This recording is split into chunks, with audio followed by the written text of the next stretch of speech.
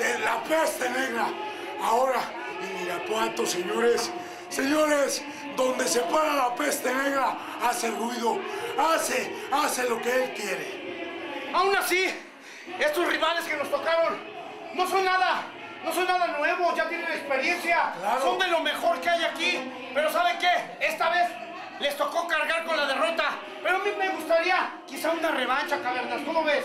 Claro que sí. Esta noche la gente se quedó con ganas de más. ¿Y por qué no? Nosotros también. Una revancha para que vean que la peste negra no somos cualquiera. Somos una agrupación hecha, derecha, completa, mugrosos, pero sabrosos. ¡Disfruten a estas 3 criaturas del Señor, la peste negra!